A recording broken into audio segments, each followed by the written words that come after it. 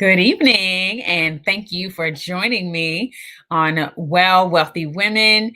This is our Money Talks BS Walks episode, the second episode or the second Wednesday of the month. This is May 2021, and I'm so happy to bring you our first episode of Money Talks BS Walks.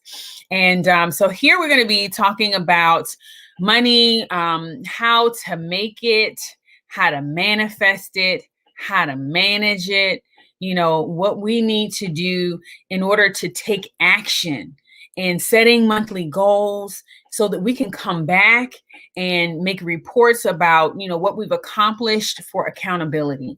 This is a two-way street here. I'm talking to you guys from this platform, and you know that I'm here at Mari Moore Life, and I love you all, and I definitely want to make sure that you're getting your mind right, but we also are doing that for the purpose of making sure you get your money right, and that is our priority. So just, stay tuned with us, watch this show all the way through. Make sure that you check out any other videos that are available that interest you, the topics and the titles. If you have any questions, please feel free to DM me personally. I am Kivette Minor Kane, your financial liberation expert, and I guide women on their journey to self-sufficiency by teaching you how to manage your money without losing your mind. And so we're going to be joining in tonight with Husan Thompson, who is a STEM educator and a cryptocurrency enthusiast. I met Husan on Clubhouse, and we were able to have a nice chat about cryptocurrency. And I thought about you ladies because the information that he shared with me, I think, I just thought to myself, well, there's a whole lot of other women who would probably want to be privy to this conversation. And so now you get to be a fly on the wall. You get to join in and hear, exactly what he has to say with all his enthusiasm, his encouragement towards STEM and cryptocurrency, and how those areas will benefit us by paying attention. Because, if we don't pay attention, we're going to pay in another way. So let's pay attention first. So we don't end up paying another way, but we end up being paid another way. That is the whole key. So thank you again for being here with me. And let me just introduce Mr. Husan Thompson. He is a leader in STEM education and has been for over 20 years. His extensive experience in student achievement, professional development, and direct classroom instruction includes familiarity with various state systems, district sizes, student demographics. So when he jumped into the cryptocurrency space, he discovered two important facts. First, success in cryptocurrency requires high levels of financial literacy and education. And that's all we're about here. For wealthy women, you got to have your literacy high and your education up. So we're here to level it up, ladies. Second, most cryptocurrency experts are terrible at providing educational value to people who are new in this space. And Husan is here to help lifelong learners embrace the fourth industrial revolution. Let me say that again. Husan is here to help lifelong learners, and that's you, because you're a lifelong learner. You recognize that we'll never stop learning. And you want to take in more knowledge and more information, be able to not only apply it to your own life, but be able to pass it on to your kids, to your community. That is what we do as women, as mothers, as wives. It is just within us to nurture and to nourish. And so here we're going to financially nourish you this evening on Wealthy Women to make sure that money talks and BS walks. So here is Mr. Husan Thompson to join us in this conversation. Thank you so much, Husan, for joining us today. How are you? I'm excellent. Thank you for having me. I'm so excited to be able to share space with you and with your audience. So let us continue to push. I'm excited. Let's get into it. Absolutely. Absolutely. So you've been a STEM educator for over 20 years. What are some of the most important things that stand out in STEM for women today? Well, if we fast forward to today, I think we really need to talk about where the landscape is. When you think about STEM education, traditionally, women have consciously, intentionally been excluded from those circles. When we look Mm, at the rates, traditionally speaking, women are less likely to get into STEM fields, in particular math based and engineering based fields, which means we see a uh, very low frequency of numbers that go into the technology fields as a result. So, what I see as a potential for women today is a very open landscape. The cryptocurrency landscape is extremely wide open. And I also think that there is a motivation, there is an incentive for women to get more involved because the margins of growth that a woman would experience or a woman-owned business would experience is far greater than that for men. So I think there is a great motivation and incentive because the space is wide open and the benefits are compounding. absolutely. That's awesome. Now, just pause for a moment with me, Sure. Husan. One thing that I want to make sure we don't do, and what I definitely don't do in our community or in my business, is to make assumptions. And we don't judge any of our women either. So we want to make sure they understand what exactly is STEM. When we say STEM, what are we talking about? No, that's a great question. Thanks. In our field, when we talk about STEM, and some people also use the term STEAM, what we're using is an acronym that stands for science, technology, engineering. If you include the A, then that would be the arts and mathematics. This field is an intersection of education and learning that is really ushering us into what I call the fourth industrial revolution. And what I'll do is take you back to our last industrial revolution, which happened around the turn of the century, the 1800s and early 1900s. And what we found during that time was that technology was the thing that allowed us to industrialize and urbanize our society. So, what I mean by that is around that time, Thomas Edison discovered the light bulb. But what that really Mm, means is that we moved away from fire to electricity as a way to light our homes and power our cities. And so that was huge in terms of bringing people in. We also found the factory system, if you will. In other mhm. words, this idea of having an assembly line where now a person doesn't have to be a specialist, they just need to know one aspect of an entire supply chain or a chain to get things done in a factory. And this also did a lot of things. Number one, sadly, it became the model for education. We still use this industrialized version of teaching students, which we could get into if you want to. But what it also did was, I believe, dumb down the average person because all I needed to do was put the screw in this one spot. I really didn't see the whole picture. And I think those two Mhm. things, while they allowed for industrialization and urbanization, they also ultimately created a caste system. And many of us ended up on the bottom of that. So we see in the last industrial revolution, technology played a large role. And what I believe is in this now fourth industrial revolution, technology will also play a very, very large role. So, with that being said, I think that the future really depends on people getting involved in science, technology, engineering, mathematics, and of course, blending it with the arts is what makes it come alive. Yeah, and we've seen that quite a bit in the digital marketplace. Hmm. The technology has been obviously just growing phenomenally. We know that 5G has come to the forefront. Even through this time of COVID, that was a big deal last year. People were talking about how 5G was coming as the mainstream for us, and then we were able to see how the cryptocurrencies actually started to come back up as a primary focus in the marketplace. And now, oh my gosh, you can't even turn on the news without hearing about what's going on in the digital markets. So it absolutely is pertinent for us as women to be abreast of what's going on, to be knowledgeable, and to be able to have a conversation, and even to be able to have some activity in the marketplace. And that's what this is about. This is not just about knowing, but this is about doing. So it's not just about what, but also understanding how. And so that's where we going to ask you a few more questions, as we kind of dissect this field, going into how does the STEM area, and how does that even play into cryptocurrency, and then how can we benefit from understanding both of them better? So what is the interrelation between the STEM and the cryptocurrency as you see it today? No, that's a great question. I think the intersection is really fundamental. So thanks for asking. You know, when I think about what is cryptocurrency, the answer really steps into STEM, right? So cryptocurrency is a form of digital money. There are many versions of it, but we can generally call it digital money, right?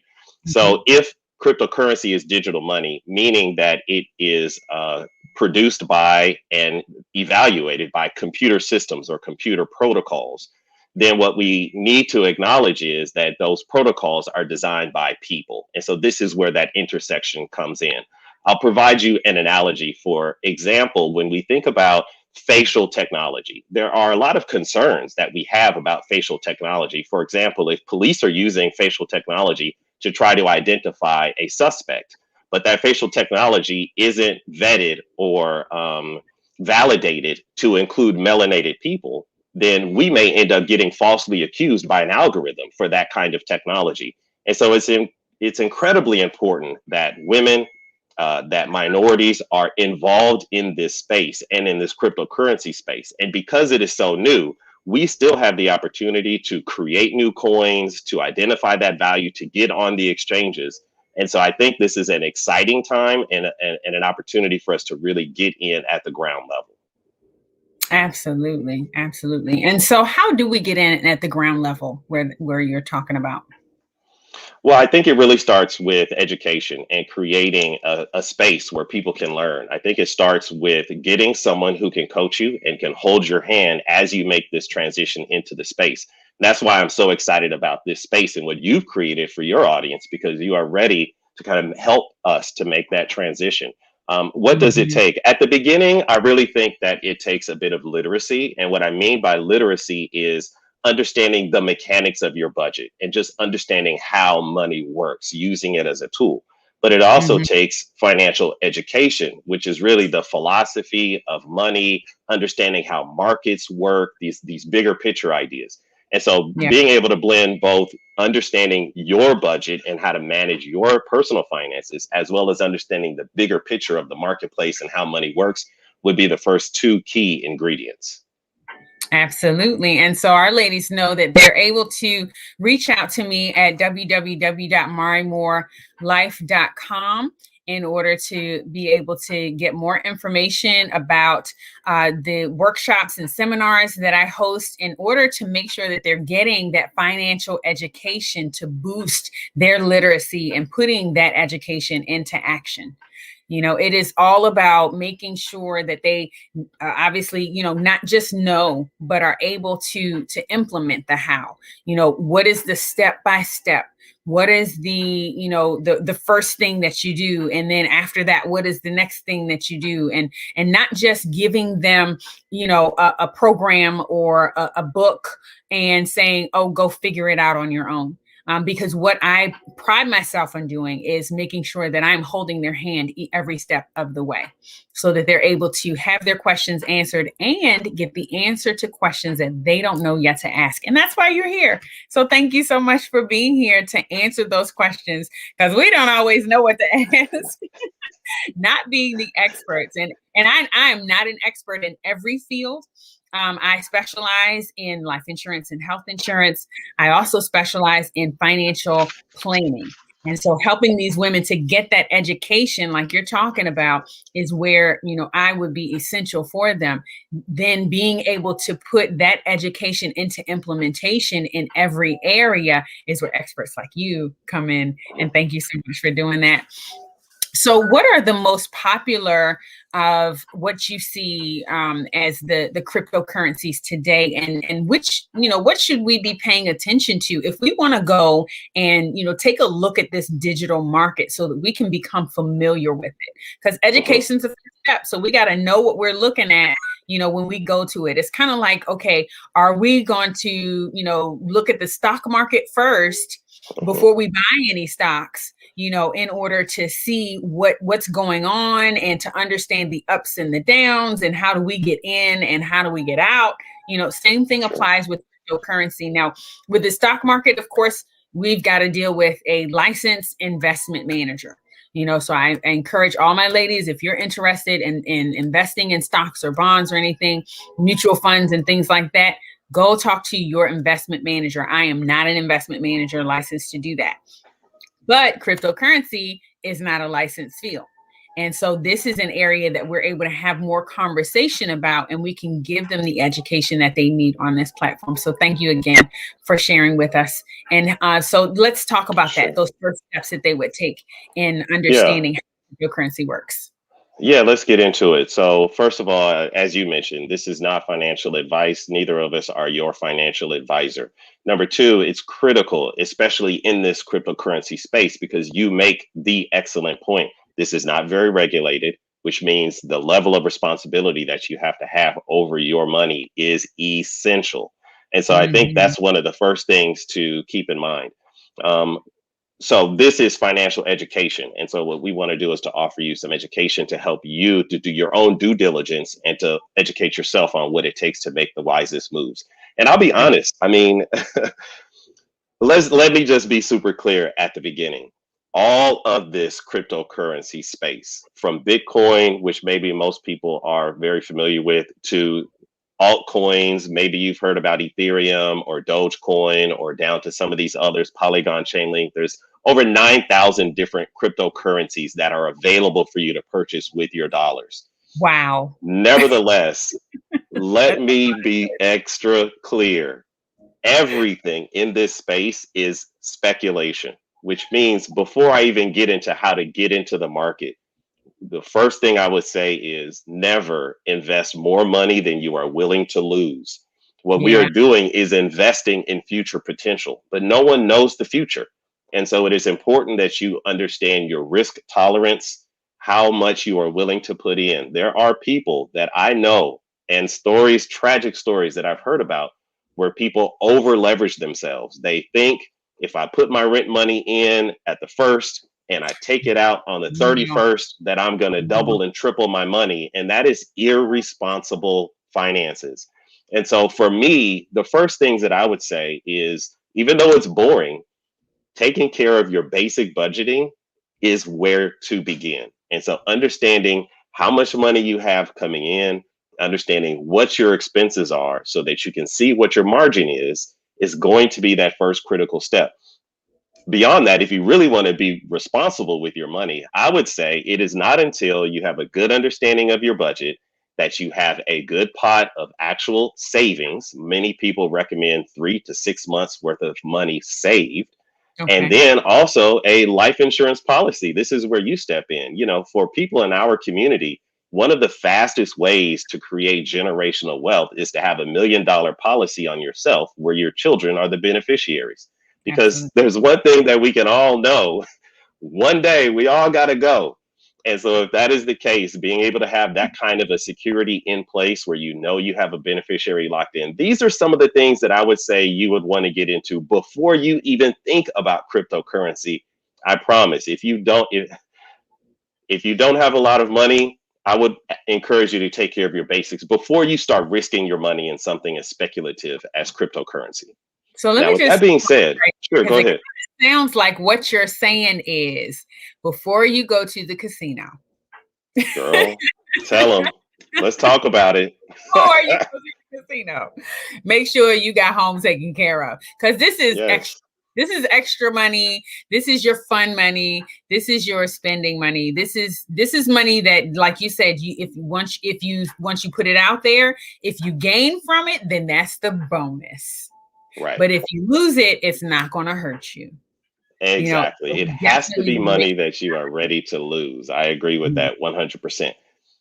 But once we cross that bridge, I'll be honest with you, it doesn't take much to be successful in the cryptocurrency space if you know what you're doing. So if if we are ready to move beyond just basic financial budgeting and we're ready to go into the cryptocurrency space, there are a few terms that I would recommend that we really wrap our head around.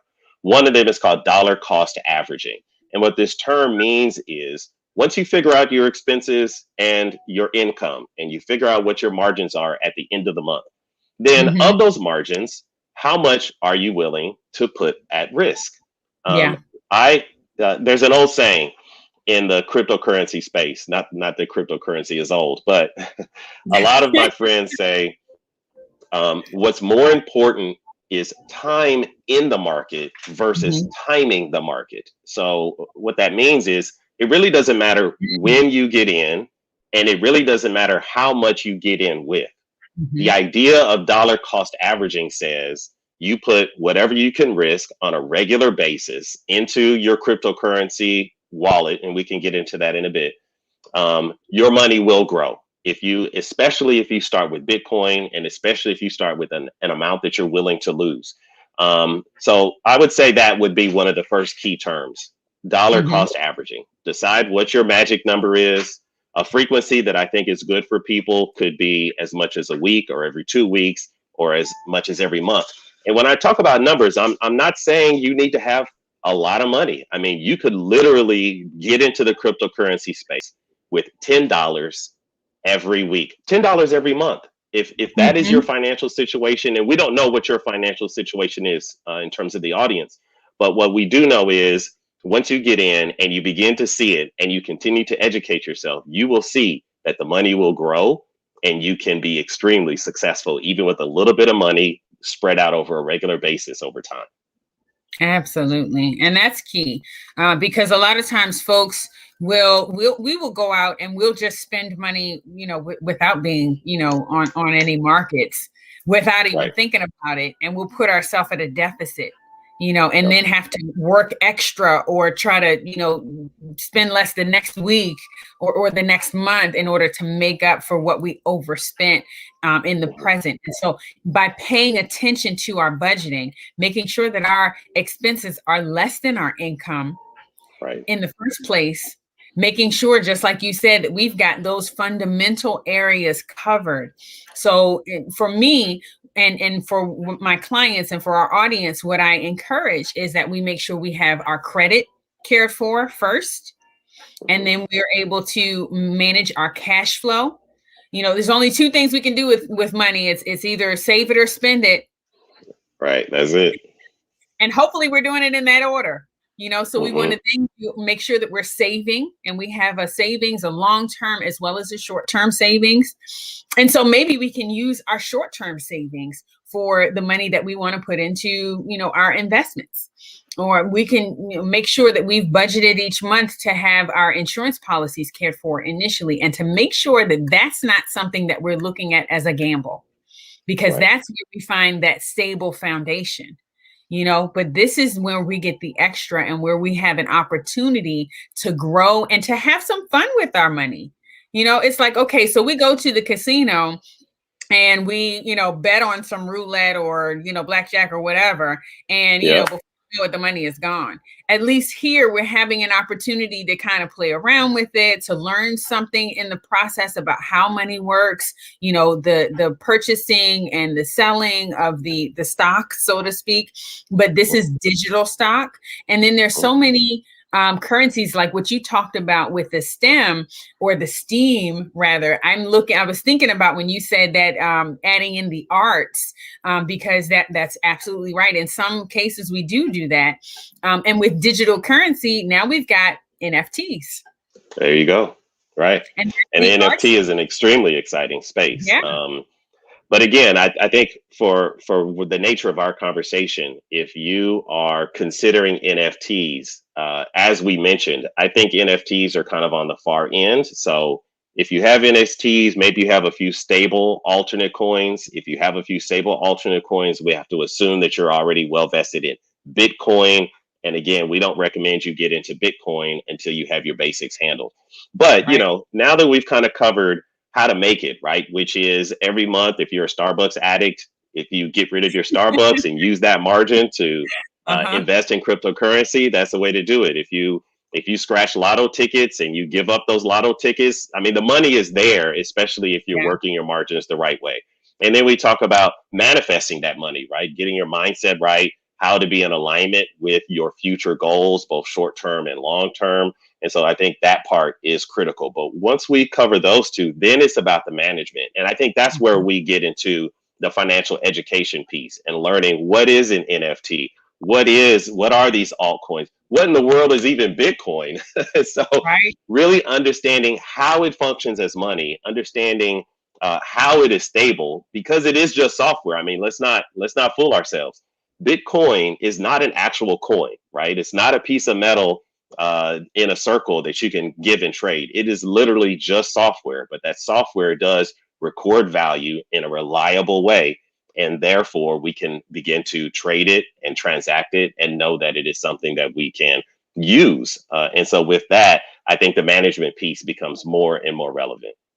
Absolutely, absolutely. And it was so intriguing to me over this past couple of weeks. I've been doing some research, reading some books, reading articles, listening to conversations around the cryptocurrency and the Bitcoin. And when I got into that conversation about blockchain, Hmm. that to me, I mean, that's a little higher level, being able to understand, but that really is not really higher level. That is actually the fundamentals. That's where we need to start, Correct. so that we're able to understand what this landscape, and I use that word purposefully, what this landscape actually looks like. Hmm. What is this digital world that now is being created? Because we've had last year, I know that there was a big boom in the virtual market. Hmm. And so, we're talking about now virtual reality, and now we're talking about digital currency, and we're talking about, so what dimension are we living in? These are things that when Star Wars first came out, we said, oh, that'll never happen. That won't ever exist. Right. Oh, not, And now we're here. may the fourth be with you. And that we just, just passed it. So, Oh, you know, that's awesome. that's just kind of where we are in life right now. And as Right. people kind of shift in their daily norms, as we shift in our global existence, we've gone from existing in our own countries to recognizing that we are a global community. Right. And that is where I see, that cryptocurrency and blockchain technology and all of those things are really helping to bring us together on a universal level where money is concerned. And so Hmm. that's why this is such a huge topic for Money Talks, because we can talk and talk and talk, but if we're not actually taking action, if we're not doing something, in harmony with what we hear about going on around us, then we're literally just, it's kind of like standing on the shore watching the boat sail away. Right. Right. And I think that's what this space and this show in particular is really all about. And so, if I may indulge a little bit, I think Absolutely. that COVID really exposed this for all of us because many of us were sent home. Many of us realized that we can be just as productive, some of us even more productive from home, especially when you consider travel time, expenses with your gas, and going out to have lunch, and those sorts of factors. That there is some advantage to this future. And let us not forget, we're moving into the fourth industrial revolution. So what does that mean? That means that driverless cars and electric vehicles will be our future. So all the There are Amazon present. drivers, There it's are here already, present. right? These are what they're going to do though is displace a lot of people's jobs. And so the guy Yeah. who's bringing you your delivery food, or the lady who's driving you somewhere in her Uber or Lyft car, those people will not have jobs. And so that's a big part of it. Mhm. Decentralizing finance means that we're also going to really have questions about things like banking, um, excuse me, when we talk about accounting, when we talk about contracts, and we can get into that as well, this concept of smart contracts. There were a lot of people, accountants and bankers, and these. So, in other words, the fourth industrial revolution does mean that a lot of jobs will be displaced. And so, it is critical that we think about what our place is going to be in this new future. Meanwhile, we're moving more and more of our things online, right? So, as you Mhm. mentioned, we're becoming more virtual. We have virtual avatars, and we have this online presence, this digital footprint that is going to be more and more centered to how we function moving forward in our lifetime. This is not happening like Star Trek days, and it's far Yeah, beyond no, this us. is This is not going to that brain. happen in our lives, right?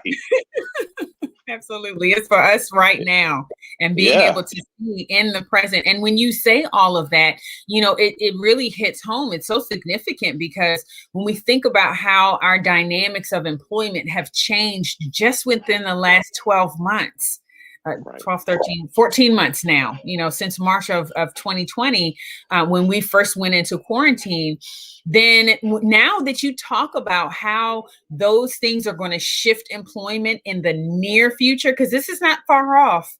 We've already got these cars. I mean, we just heard about, the accidents that happen with these, Mhm. driverless cars, because drivers fell asleep behind the wheel. They're not supposed to, but they did.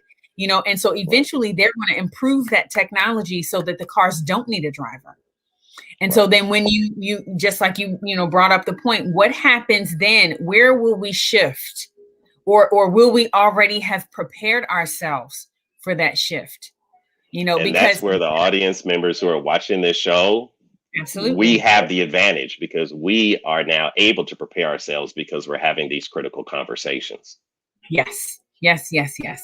So what do you recommend? I know you said, okay, first let's get educated. Right. Where is the best place or best space for us to go in order to get an education about cryptocurrency? I know that there are a number of apps. Folks can always go to, the internet, Google, YouTube, wherever, and just, look up cryptocurrency and start reading. But to really kind of get the basics, is there a specific place where you would direct folks to go? I'll be honest with you. Because I had the very same question when I got into the cryptocurrency space. Is there like a Mhm. primer book or just a basic source that can kind of help me understand this landscape? To be honest, it's hard. Mhm. Even a lot of folks who are my mentors have referred me to. I don't think I have it here, but it's a book called the Bitcoin Standard. The Bitcoin Okay. Standard is a fantastic book. It does give the basics and the background of money, but even that gets a little bit in the weeds, if you will, or a little bit technical for a lot of people.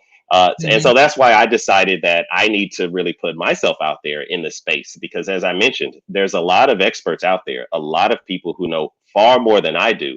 But just because a person is extremely smart doesn't mean that they can transfer that knowledge to someone who really doesn't understand.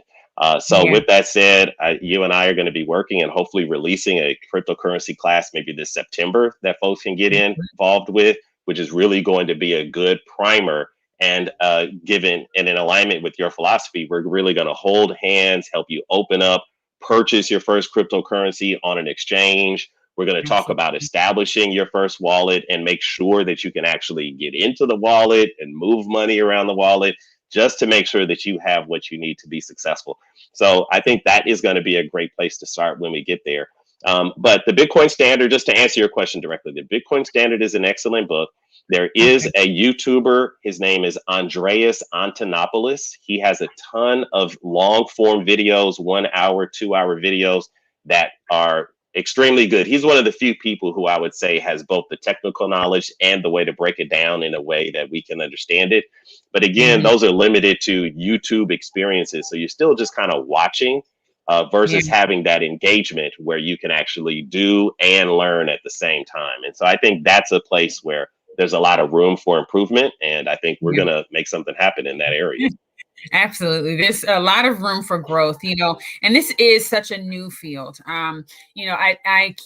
What year exactly did cryptocurrency or block Bitcoin, enter into the marketplace when it was first introduced?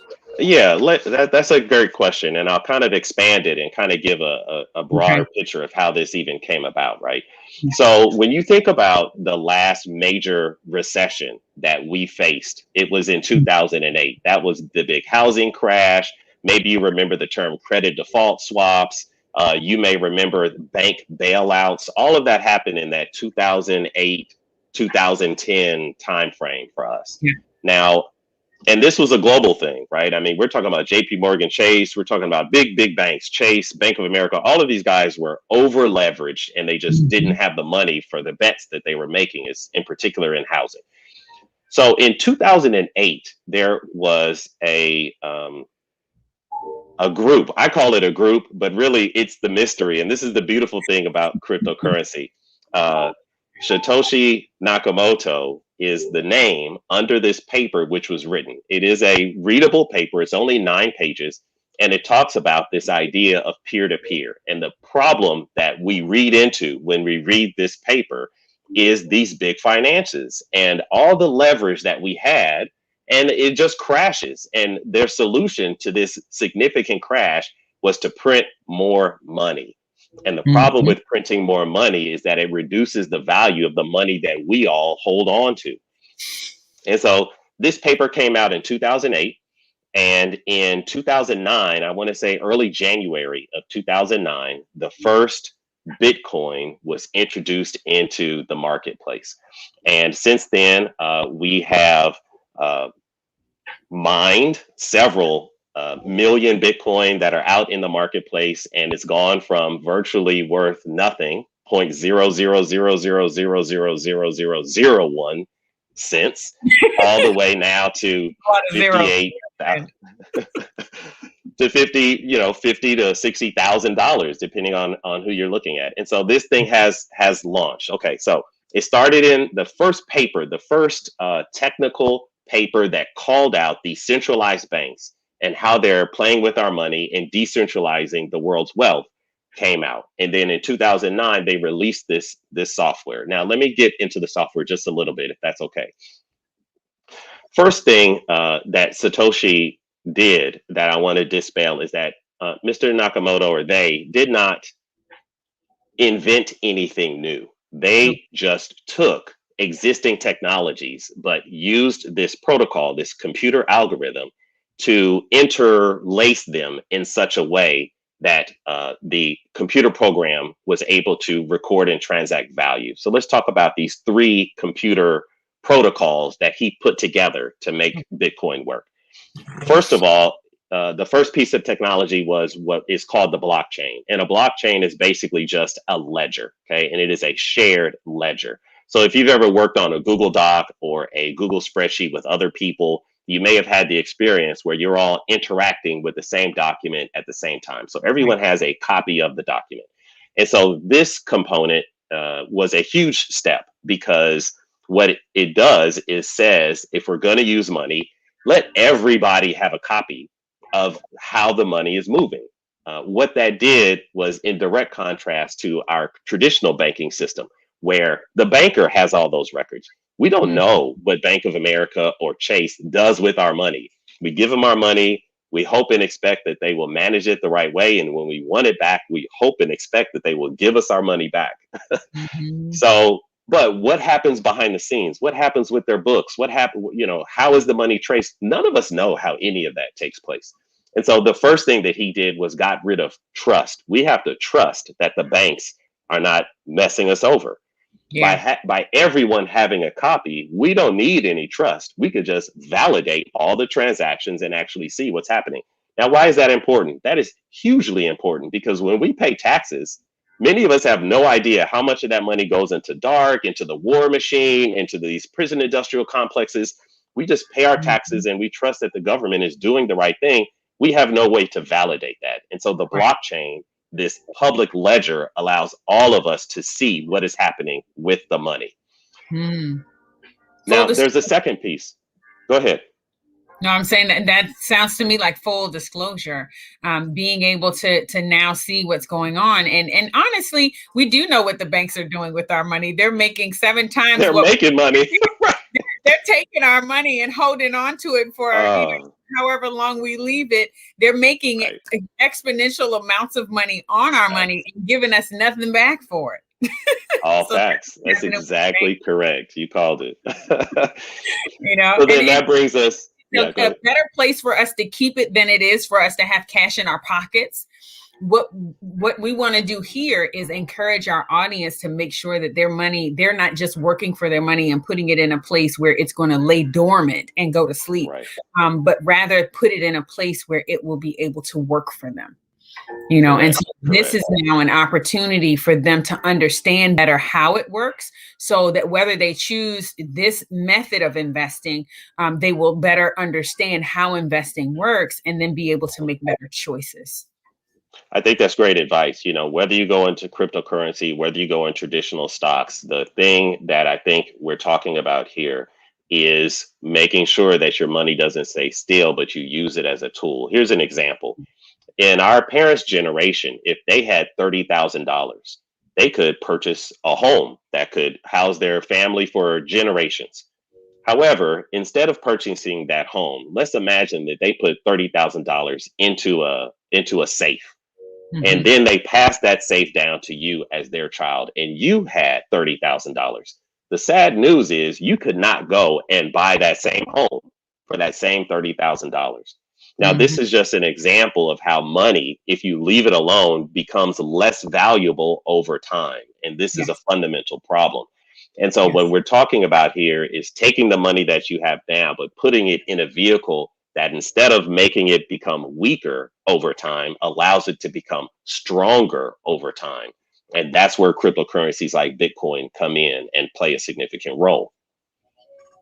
So now help us to understand, just in the last few minutes that we're going to have this conversation here, because we're going to continue. I You think we will. should. Yeah, we're just scratching the surface here. So if you'll have me back, I'd love to dig deeper. Yeah, we'll have to go a little more in depth. We'll have to dig a little deeper. You know, go mining per Right. se, for this knowledge to understand how this all works. But the question there is being able to understand. You know, oh, I'm just talking so much, I lost my question. But we were No, talking, being able to understand how to actually, you know, to go where you were talking about. hmm. Sorry. Well, let's talk. Yeah, let's unpack it. No problem. So I'll save the other two features of the technology for our deeper dive. But one is the ledger. The second piece of technology is what's called a hashtag. It's the hashtag that protects your money. And Okay. we can talk about that later. And then the third piece of technology is what is called the consensus protocol. And the consensus protocol is what helps us validate and ensure that all the Mm-hmm. transactions are correct, so that we don't have to rely on the central bank. So that would be one of the main pieces. And the other thing that I think we brought up, which I want to talk about, is this issue of devaluation. Let me call it a store of value. As we Mm-hmm. discussed, there's a problem with actual U.S. dollars and all fiat currency, to be honest. But we'll stick with the dollar. Is that over time, as we use the money in the safe example, money becomes less valuable. And the reason that it becomes less valuable is because of the supply. The more money in the supply, the less valuable each dollar Right. is worth. So when we had the bailout of 2008, but then with COVID, we had another 1 point something trillion dollars brought into the supply. And if Yeah. Joe Biden gets his way, there's going to be another $3 trillion into the supply before his first term is over. So then I what's mean, happening this is for money is that it's consistently being devalued. correct So then because how you does that add to the translate supply. into the value that we see in the cryptocurrency or digital marketplace? Sure. Now, well, you bring up an excellent point, which is not all cryptocurrencies are the same. Some cryptocurrencies follow that same philosophy. So when we think Mhm. about, and many of us may have heard about something called Dogecoin, Dogecoin follows that same principle. It continues to increase the supply, which means while it's fun, over time it will also become less valuable. But Okay. something like Bitcoin, and this is why I recommend all of us begin is with Bitcoin, and then you can get a little bit riskier. There is a cap. There will never be more than 21 million Bitcoin that are available because of the way that the software is set up. And again, we can save that for our deep dive on the technical aspects. But for Hmm. now, what I'll say is when there is a limited supply, then it actually forces the price up, because if you got Bitcoin and there's no other Bitcoin around and I want it, then that means I Yeah. have to buy it from you, which means you're going to sell it to me Okay. at a price that benefits you, you know. And when Mhm. I get it from you and now I have my little piece of Bitcoin, But if I want to sell it and somebody wants to buy it, then I'm going to sell it for more than you sold it to me for, right? And so that's the problem Mhm. with a limited supply, is that what it does is pushes the value up. And trust me, that's what we all want. We want our money to be more valuable over time. Yeah, and that's what we've seen. Even I just want to kind of flip back to the arts space again, because Hmm. we kind of grazed over that, but that is a very a lucrative place for us to, but also a very kind of risky place for us to put our investments in Yeah, terms of being able to maintain value for a piece of artwork. In right. the art, we talk about, paintings, we talk about statues, we talk about wines, we talk Hmm. about, some of those refined jewelry and Hmm. even music, those kinds of things that over time, because of their limited editions or the limited availability of it, has increased in value, but based on demand. And Right. so, And I think, yeah, go ahead. yeah, so helping the audience to understand that at this point in time, when we talk about money, we are talking about perceived value. Correct. Now, when we talk about perceived value, the NFT space is a perfect space to really unpack that. Mm-hmm. Because if you think about a Salvador Dali painting, or a Van Gogh, they are extremely valuable, and people will pay more money, as we discussed. It will drive the price up over time. But there are also things like comic books or baseball cards, Mm-hmm. and a lot of people, when I was young, I was an avid comic book collector. I still have boxes of comic books in my home. The problem Nice. is I can't, they're not, nobody wants them. It's an old technology and nobody's really into them except for maybe a few. Same with baseball cards. There are a few that are extremely valuable, but for the most part, people that Mm-hmm. invested in baseball cards don't see that return, right? And so that's where we are in this landscape. You might get an NFT, and over time it may become more valuable or less valuable, but that is the risk that we run. Here's the other Mm-hmm. thing I want to unpack about NFTs. If the NFT comes with, and this is part of what people are trying to make the NFT more valuable by providing Mm-hmm. human services. I'll give you an example. There's a band, a rock band, who decided to give out as an auction some NFTs to their concerts. And so if you won the auction, your particular NFT would not only have the music and certain special features that other people wouldn't get, but you would also get front row tickets to 5 concerts. Well, what if one of the band members die or the band breaks up, before the 5 concerts are up, so there's a risk in that. And so Yeah. while the NFT is rich and very young, I'll also cite something called cyberpunks. These cyberpunks, if you've seen them, are these horrible digital images of people with maybe glasses or a hat on, or something like that. You can probably Google it and find these things.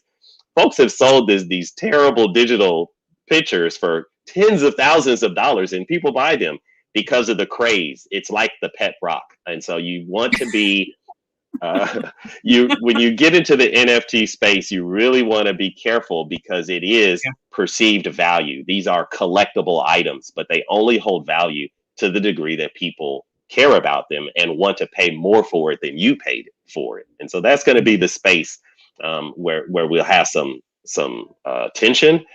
And so again, I think the NFT space is very rich, and there are a lot of artists who want to get into that space. And I think that those artists who want to design NFTs should definitely learn more about it. But for the investor side, I'm going to continue to emphasize: start with Bitcoin, learn and become educated, and then venture into these other spaces. Yeah, well, thank you so much for coming to share this information with us to get us started in the Yeah. conversation, because this is just the start. There's so much more for us to peel back or to dig into, so that we really understand it. And sometimes when people, hear about things that don't seem relevant initially, they'll kind of, in one ear and out the other.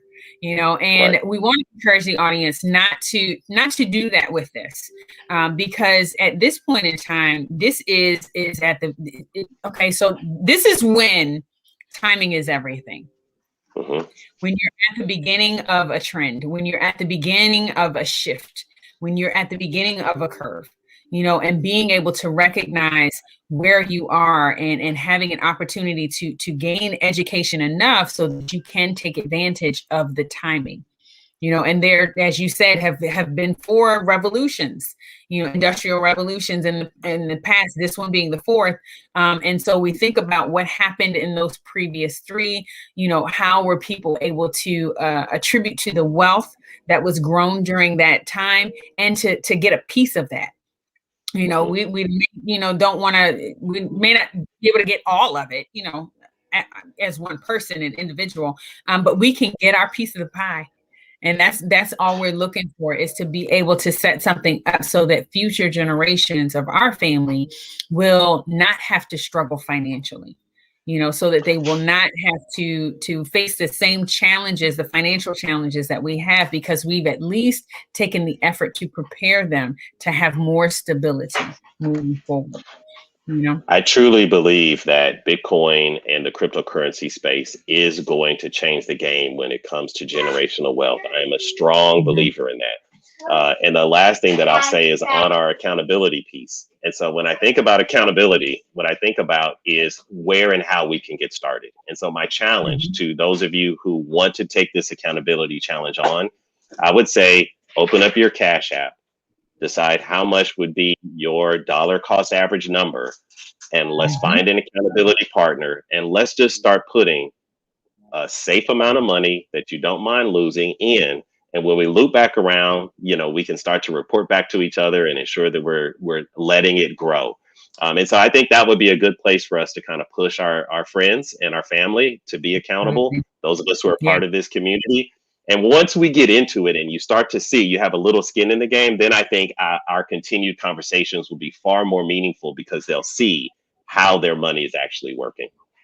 Absolutely. Absolutely. So now we have opportunity to take action and to hold accountability. So grab a friend, grab a family member, have more of these conversations at your summer barbecues, at your birthday parties, at your, your family gatherings, when we do our Zooms, for family meetings. Let's have this conversation about, well, what do you think about that? Have you heard about this? Well, what does that mean? And do the research so that we can be the individual in our family who'll come to share that knowledge and be able to elevate our level of knowledge in terms of wealth and closing the gap, because that is absolutely what we want to aim for.